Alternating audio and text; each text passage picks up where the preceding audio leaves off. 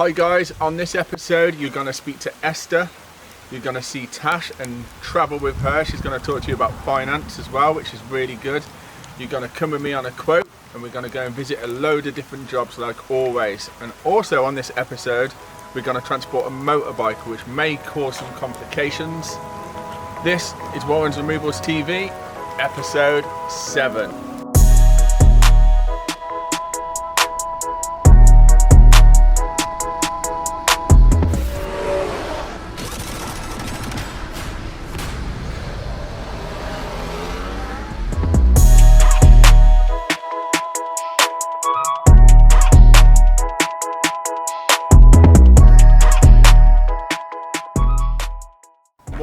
So I thought I'd start this episode 7, with a bit of positivity, because watching back the other vlogs that we've done, I'm constantly complaining about the lorry. So now it's time to flip the script and talk about how happy I am, because as you can see, where the lorry is normally kept, the lorry is gone.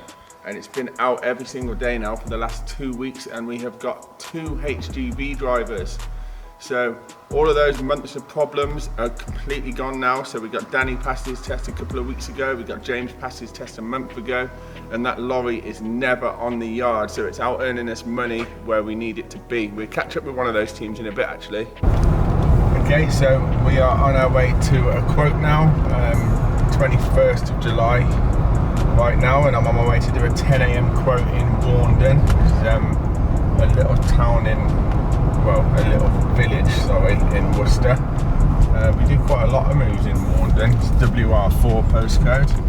I'm not too sure when they're moving or how they heard of us, so I'll fill you in afterwards. So I'm doing quotes today. I've only got one quote today, Luke's doing the rest, but normally it would be George or Luke doing the quotes. But George is on holiday for 10 days, so he gets back in the middle of next week. So he's having a bit of a break, which is well deserved, because George puts in a lot of work and effort into the company. Really proud of him. He's in the south of France, enjoying his grandparents' house, which they've had out there for a number of years now.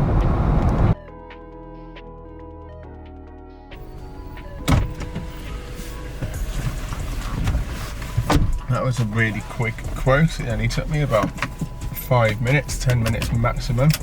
Nice guy, small house, 2-bedroom house, wants a quote to come into storage and then move to Pembrokeshire. So he's a teacher, he's quite flexible with his dates, which is really good for us. We're fully booked now until the 8th of August, so he knows that. He said it'll be definitely after that.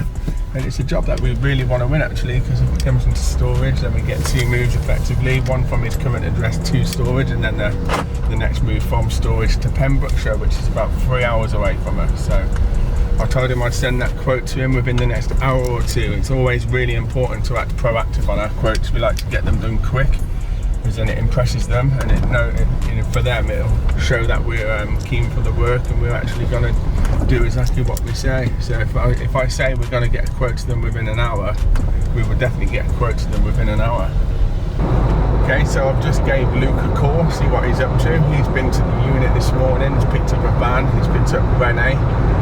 That's our van. We call our vans all different names, and this one's called Rene. It's the one with the tail lift, and he's going to Droitwich now, which is customer we're moving long distance today, tomorrow and the following day. And she's also got a motorbike to move, so we're going to pop that onto Rene, and Luke will talk you through the logistics of it and strapping it in, and just making it unusual for us to do this kind of work, but as a company we're a bit renowned for saying yes to everything, although we probably shouldn't to some things.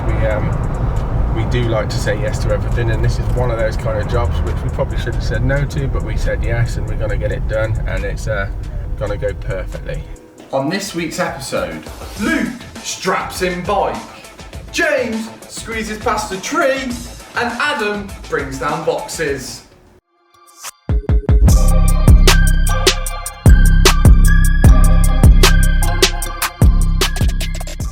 So our customer that we're moving today has got a motorbike, as you can see. So rather than using trailers, we've got a tail lift and a van where we can ratchet strap the bike safely in the centre of the van. So the tail lift can hold up to half a tonne really, so it should easily lift a bike like this. I've moved one on this van before, so I know it will go up. So yeah, rather than riding it 3.5 hours, he's obviously asked us to move it for him. So let's get it on.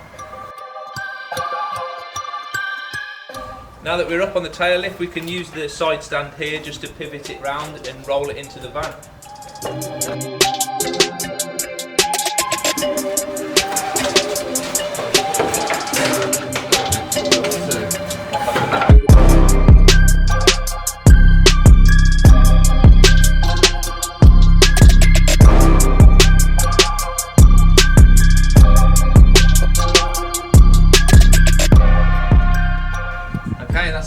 Safely on, I'm happy with that. So we've got some padded blankets, we've got 2 anchor points for the ratchet straps, so these vans are great. They've got these little anchor points that come up that you can hook stuff onto.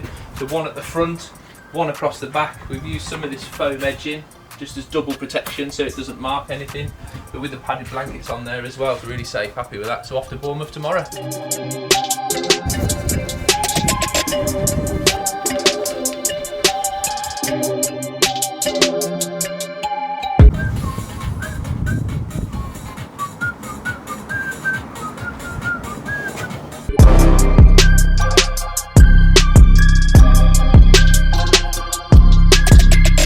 Okay, so this morning we are here with Shiv, and I'll tell you how we got to the name Shiv. So his name's Adam Timbrow, and then I've shortened it to Timbers, and then for some reason I started saying Shiver me Timbers. It's now Shiv. So this is Shiv. Shiv's here in his vest today, and yeah, don't know why. Shiv will be going to Bournemouth as well, and Shiv is also Shiv is also freshly back to the company. He had a bit of time away, went to work for somebody else, found it crap, and now he's back. It was so bad. We're back. And it was crap.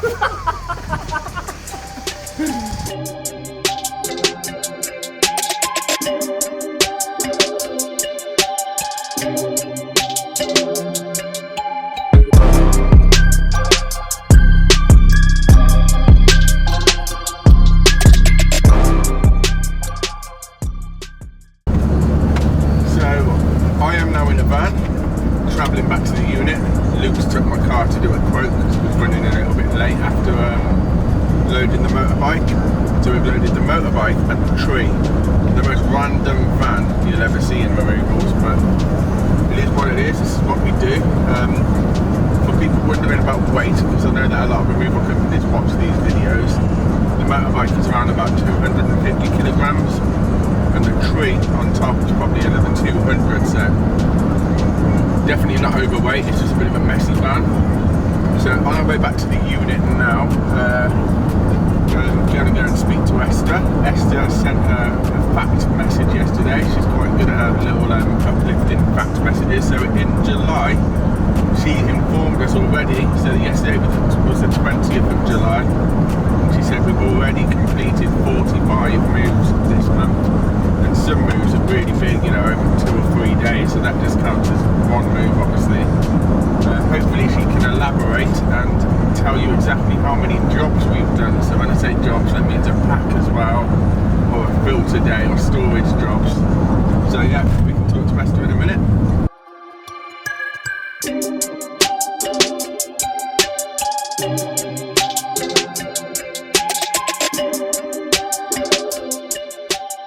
So yesterday, I thought it'd be quite helpful to send out a little uplifting message for the group.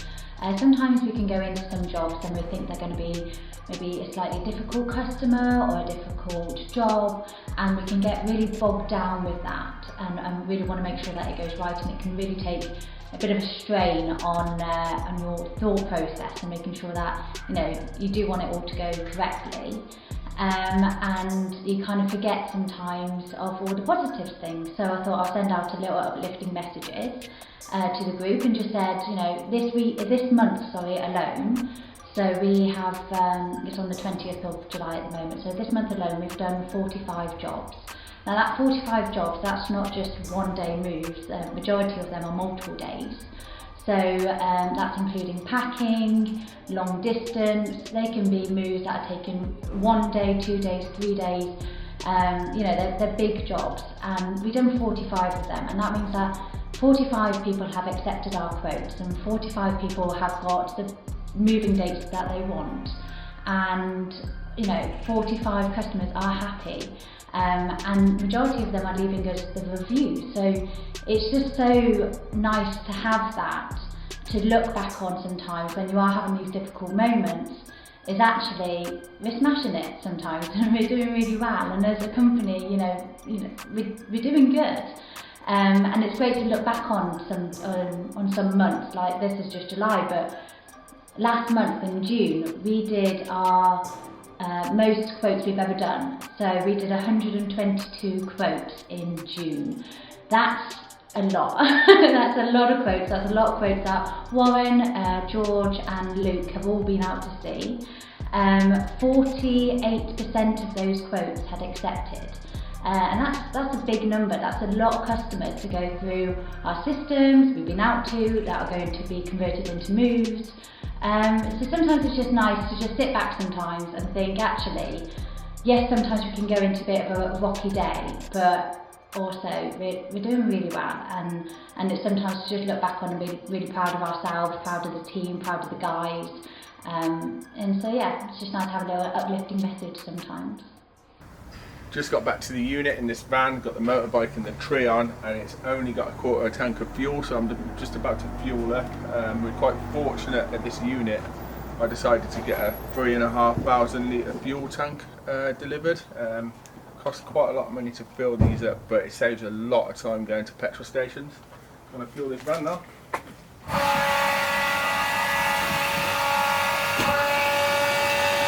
I paid a little bit extra so I don't have to hold it.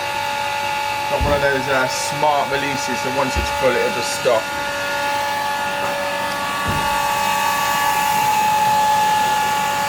Okay, so just wanted to talk about how exciting July has been for us so far. So it's the 21st today, and we've had quite a lot of moves and quite a lot of high profile moves, and we've had a couple of stints in the newspaper as well, which is amazing for our portfolio and obviously our website stuff. So whenever you get some kind of links onto a local news report, it also works out quite well for your website, so it pushes you up the ranks a little bit, which is always good. We're into football season, so it's transfer window at the minute, which means football players are getting bought and transferred to other clubs. We moved somebody called Casey Palmer about 10 days ago now. It's the third time we've moved Casey and his family. So he played for Bristol, and we packed and moved him, and now he's been signed for Coventry City. So that was one move that we did. Hopefully Fraser can get some photos up of that move. And then we also did the big move, the high profile job that I was talking about on the last episode, the Benfica move. So second time I've done this job. First time was in 2018, so we did it again, me and Danny Norcott.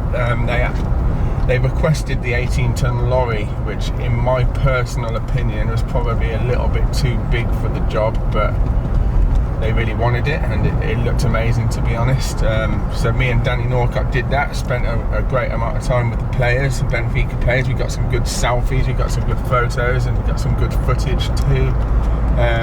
Really proud of Danny for that job, because he's a massive football fan, and the way he handled it and how professional he was so good. And for me to be part of that kind of business step is phenomenal. Really proud of Danny. So yeah, then we moved Benfica. So that part of that job, we had to meet them at a private airport in Birmingham, so we had to get special passes, entry passes into the private airport. Bit gutting as well, because when we turned up, they were talking about getting us plane side, which means that you can actually drive the lorry and park it right next to the aeroplane, which I was really excited about. But a couple of minutes into that conversation, they changed their mind, so instead they got the buggies, and they put all the luggage onto these carts, and they drove it up next to the lorry. But we still got some great footage there. and then the players got out of their plane and they walked onto a coach, and then we had to deliver all of the sports equipment and all of the players' luggage to St George's Park. St George's Park, for any non-football fans out there, St George's Park is where the England team train, so it's the home of football in England. And Benfica like to come to the UK to train there and play a friendly against the UK team every year if they can. They've had a couple of years off because of COVID, but they played Reading behind closed doors, so no fans, but they won 2-0. I'm a bit of a Benfica fan now, so I was quite impressed with that. We ended up getting a couple of caps as well, so they gave us a couple of like thank you souvenirs, so we got a couple of Benfica caps, which I'm planning on getting framed and put in the office somewhere along with our football memorabilia. So that was a really good job for us, and that also went into the Worcester News, which was again brilliant. And next week we're moving out a player called Stephen Bender. He's a goalkeeper.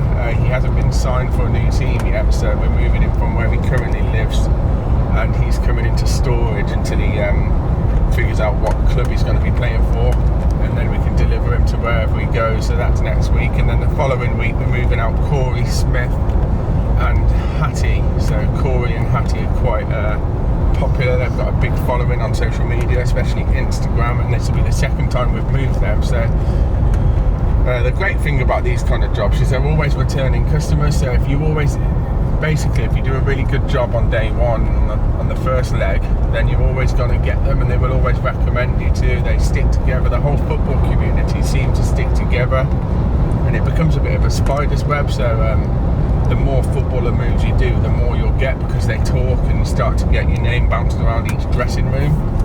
And the good thing about these moves is they're never really that local, so we quote on the basis of all that travelling, the mileage, and because they trust us and they want to use my company, they don't really rummage around and get a load of other quotes. They're just they trust me and they want to use me, so we tend to land all these high profile jobs which are nowhere really near Worcestershire. So yeah, brilliant for us as a company. So we've got loads of those coming up. I'm sure there's plenty more to document as well, so we'll keep you updated on the next episode.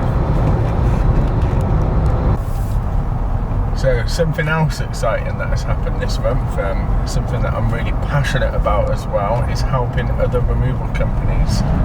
And we got approached by Ricky and Callum, who are based in Wales, 3 hours away from where we are. And they've seen our video vlog, they've seen our vlog on YouTube, which is really good, and they got in touch. And we're actually starting to roll out a course. This is something we've been planning for the last 3 or 4 months now. And they were our first course, and they spent 2 days with us. Amazing to meet them both. They've got good ideas, and they just wanted to learn. Very humbled when they say they want to learn from the best. Not saying that I am the best, but I definitely strive to be the best.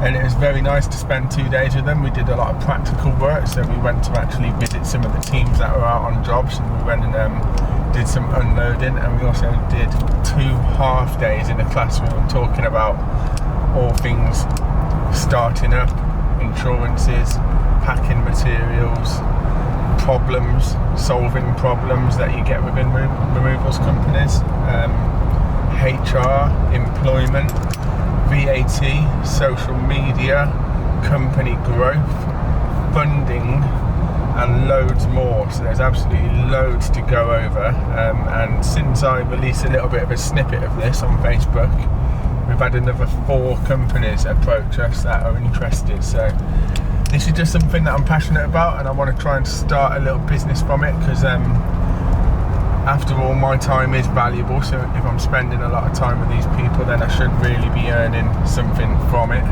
because it's taken me away from my actual job of running a company. And it's something that I spoke to Callum and Ricky about when we were in the course. I did have to say excuse me, because I am trying to run a really busy removals company at the same time. I don't think anybody else within the industry is doing this kind of course at the minute. It's normally people who have finished their career in removals and going into mentorship, or trying to help companies grow, but that's after they've finished their own company. I'm probably the only person doing it whilst running a company, so a little bit exciting. Not sure where it's going to take us, but me as a person, I like to develop my own personal progression. I like to get better and try different things, and this is definitely one thing that is new to me, and I'm excited about it.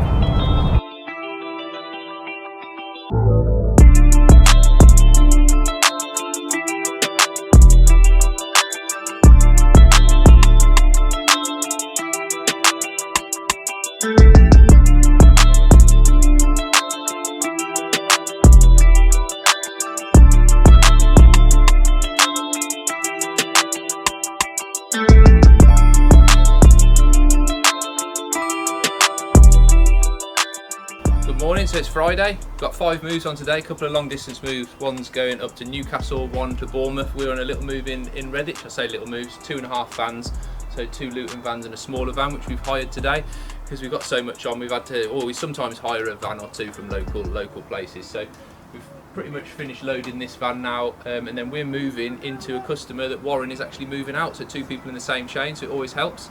Little bit of dust on me because we're halfway through the vans, but it's pretty standard with house removals, those places you can't clean on top of wardrobes and stuff. Dale also covered in a bit of fluff there. So yeah, we've probably about another 30 minutes loading up here, and then we'll go across only to Droitwich, WR9 postcode, and we'll see Warren. Hopefully he's finished unloading that property and we should be able to get straight in. Perfect.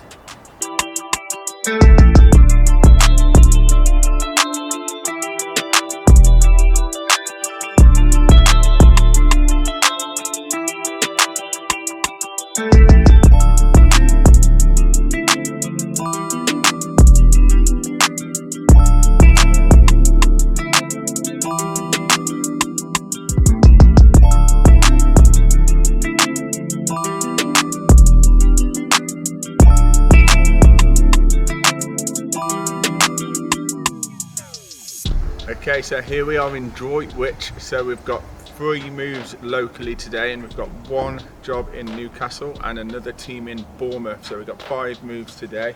It's Friday the 22nd of July. Our move, the move that I'm on, they've got me and 3 other guys. We've got another team, Luke's team and Joe's team are moving into the property that we moved out of. So I know you've just spent a bit of time with Luke's team. So now we're going to see the unload into that house which we've just emptied, and then we're all going to team up and go to the next address after that. So it's a busy day today, but we're going to smash it as always.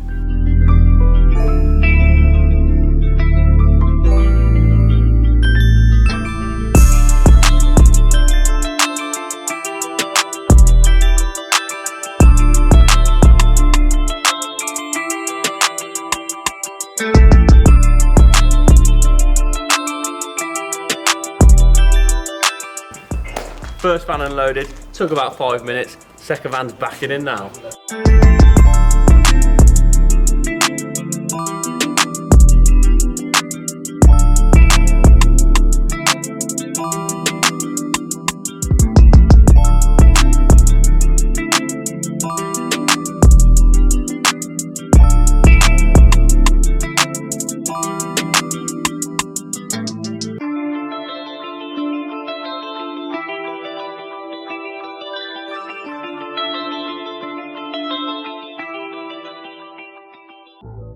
Second van done, took about 30 minutes. Third van's coming in now. Let's get it going. Yeah.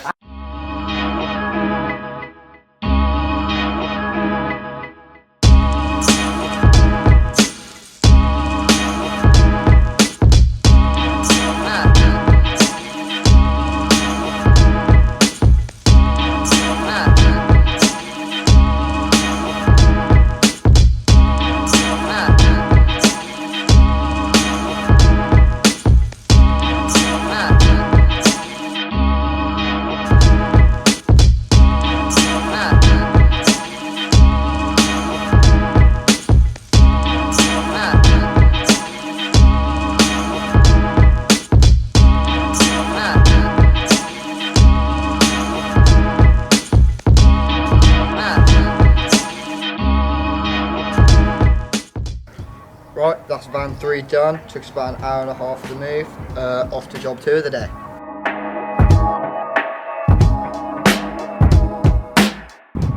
So we've just turned up at a WR6 property. It is 4 o'clock, everyone's a little bit tired now, but we've got 4 vans to unload, but this property is absolutely amazing. It's a bungalow, but it's one of those weird bungalows with stairs as well, but honestly it's phenomenal here. Hopefully Fraser can get the drone out so you can see it from afar.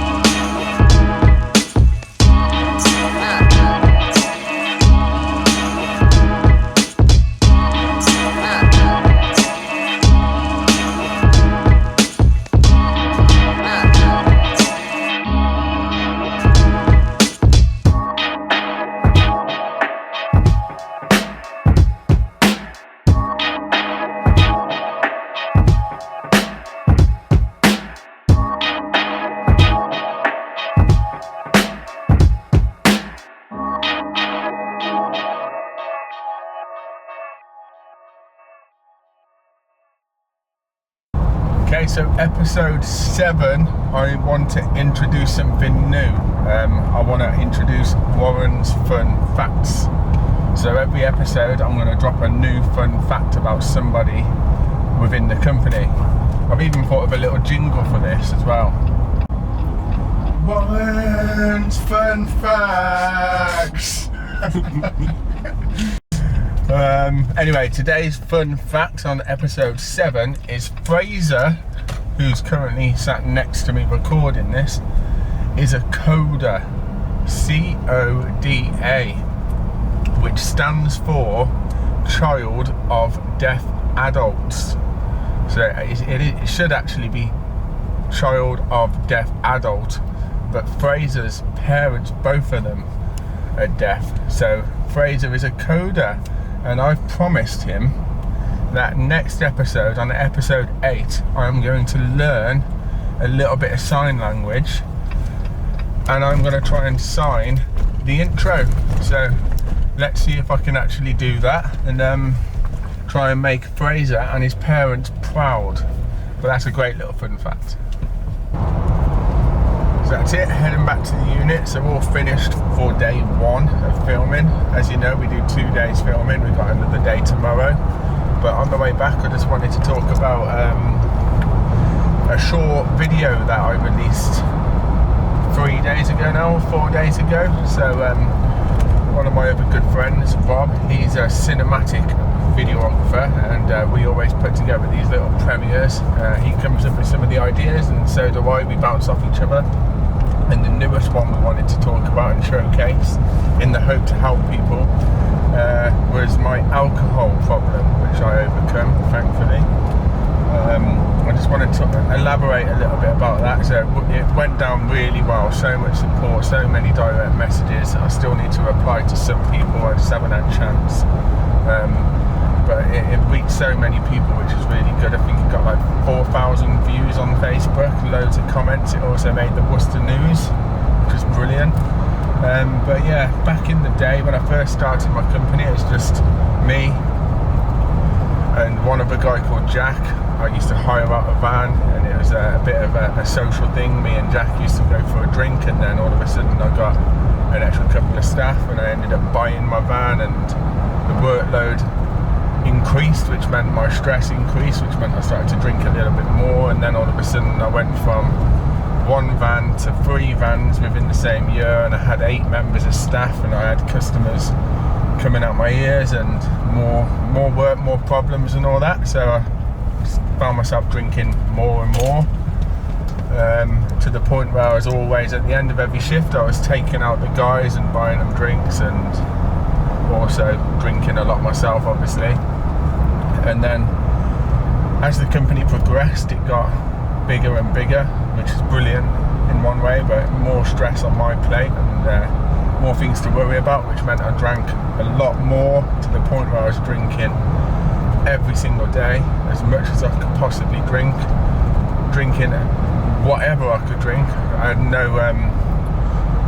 no direct choice of what drink I liked, you know. I was just drinking whatever was there, whatever was available, spending a lot of money, drinking myself to sleep. But what I didn't realise, and I'm quite ashamed of myself, I look back at my former self and I'm deeply ashamed. I didn't quite realise how much stress and pressure I was putting Tash under. I had a bit of a selfish attitude, and I'd try and manipulate the situation to make it seem like it's everybody else's fault and not mine, and that's something I'm really ashamed about. But I wanted to kind of elaborate a little bit more as why I quit alcohol and how I quit, because I haven't really had the chance to put that out there on social media, so I'm going to use this vlog to explain why. So I got home one night and I was drunk. It was December the 28th, 2019, and I looked at Tash, and Tash was at this point, she's broken, she'd run out of energy. She just couldn't, she didn't have any more to give to try and get me out of my problem. Normally was an argument, a complete tit for tat arguing all the time, and as a male I wouldn't listen and I'd retaliate and I wouldn't like to get told off. But this particular night was a conversation which Tash had with me, and it was a gentle, honest, caring conversation, and the way she explained it and how she was living her life and what Harper was viewing as a dad and my business. And I was in the Worcester News a couple of weeks before this conversation, and she was talking to me about how much I've got to lose and how many guys I've got working for me, and it could all be like a whole different story in the Worcester News if I got caught drink driving, for instance, which I was never doing, but it may have got to that point. And it was at that moment in time I realised just what I was doing to myself. I was causing a complete tornado of destruction everywhere I went, all because I had so much stress on my plate. But I didn't realise I was causing so many other stresses within my life, especially with Tash. So the way Tash explained it to me that night really hit home, to the point where I started crying.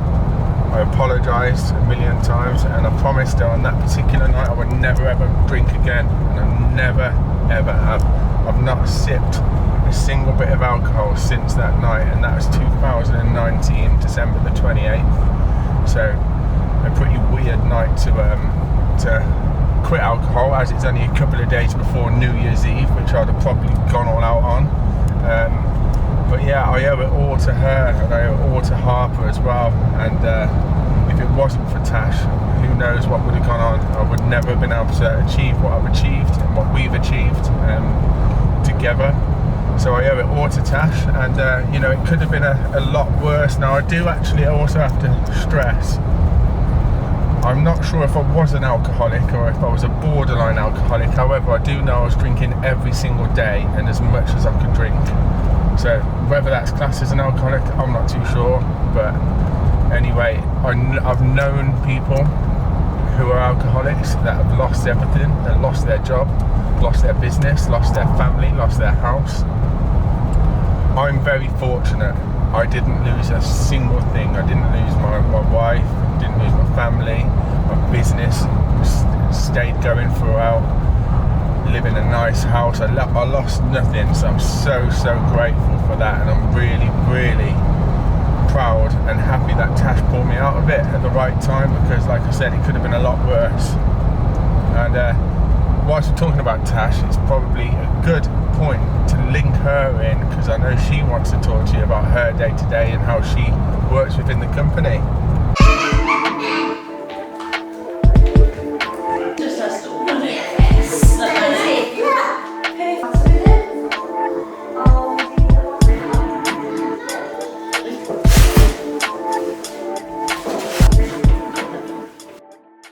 So Harper's just been picked up by her nanny.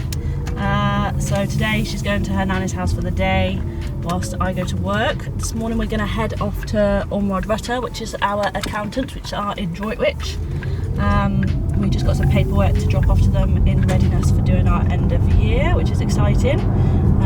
Obviously last year was a big growth year for us, moving to the new unit, so we're not expecting anything too dramatic in the figures to change from the year before. However, this year that we're coming into, we've got some exciting times ahead, so we'll wait and see what they say. So we're just on our way to the unit. We're almost there now from the accountants, which was really good. The paperwork's all been handed over, so our end of year should be ready in about a month, maybe sooner, which will be really good. And obviously I mentioned about last year, and obviously our expenditure was really high due to the expansion of the business. So we're not looking at our figures are going to be anything crazy, because we know they're not, but obviously this year will be the true tale of that, so we're looking forward to what happens this year. But we're going to head to the unit now, and I'm hoping that I'm going to have received an email from the loan company. So we had a loan of £200,000 for the move to our new unit, for our storage containers and crates and other items that we needed to fill the unit. And so far we've paid off 50,000, and then we're halfway-ish paying off the remaining 150,000. So I'm waiting for a statement to come through via email to see what's left, and hopefully we're going to be in a position to be able to pay it off within the next month or two, which is really exciting. And then we'll be able to start seeing the real profitability of the containers and crates that we've invested in. Thanks guys for watching. This has been episode 7, action packed. Please, as always, follow our Instagram, which is right here. And also, if you're moving within the area, as always, please check out our website. Until next time, August, episode 8 next month, last Sunday of every month, remember, as well. Hope you enjoyed yet again. Thank you.